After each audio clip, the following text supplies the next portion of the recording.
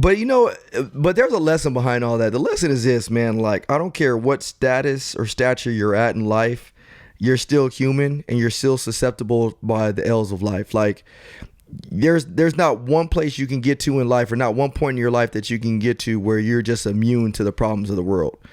And now, granted, some of these may be self-induced, some of these may be for publicity matters, who knows, but you're still not immune to the problems of life. And so the difference is how do you make it out of these problems in life? And that's kind of what my presentation was about this morning, is like, hey, we're all human. And so what's your definition of success? I think far too many times people believe that the success or money defines your success, which money is probably one of the furthest things that defines how successful you are as a person. I truly believe like what you do for your family, what you do for your community, what you do that's going to be left behind when you leave this earth defines your success. You know what I mean? So, 100%. I love AB. The dude is a talented dude as far as on the football field. But like I said, he's not immune to the problems of life. No, and it's so ironic that there are. So I would say if you go around and you ask everyone in the United States like what their definition of success is, I would say 80 to 85% of the answers would be based around like financial gain of some sort, right? Like whether it's I want to be a millionaire, or I want to be the CEO of multiple businesses, or have multiple sources of income, or own real estate all over the world. Like everything that they say, 80 to 85% of it would be based around financial success. And it's the ironic part about it is I think Kanye said it in one of his raps, and it's so true. Like the people highest up have the lowest self-esteem. Yep, like exactly. You have these people who do become financially independent, are extremely wealthy, and then that's all they tend to think about, right? So then everything else goes to the wayside, like their relationships with their family, their religious life, their happiness. Like they're so focused on gaining the next step in their financial life that they forget about their life. Because their affirmation is found in money. And that's the sad part. The affirmation that they have is found in money. So if I make $100,000 a year, it affirms me that I'm doing something in life that's worth something, which is far from the truth. You know what I mean? And so you'll notice you'll get to $100,000, but as soon as you get to $100,000, you're going to feel like, man, I need to make $200,000.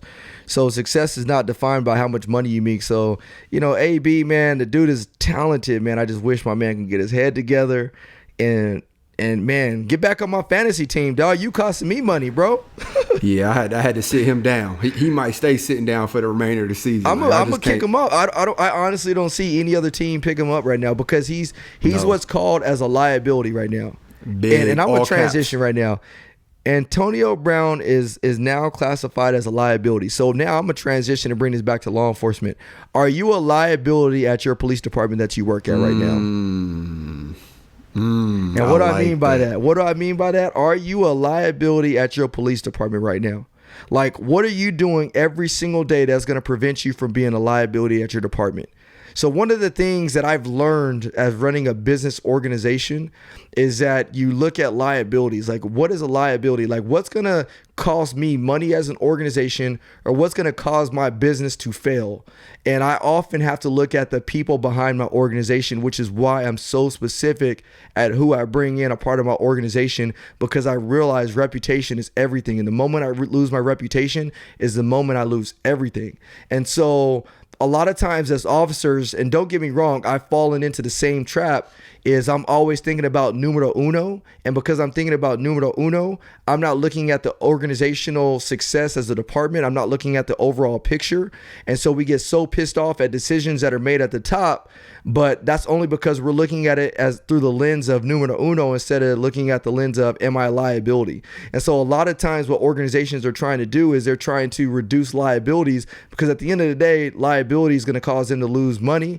Losing money is going to cost them to fire people, making people lose their job.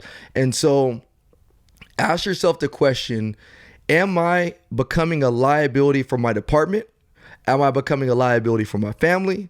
Am I becoming a liability for my church? Whatever it is, are you becoming a liability? And how do you become a liability? You become a liability the moment you stop moving forward and the moment you start getting complacent. Absolutely. That's how you become a liability.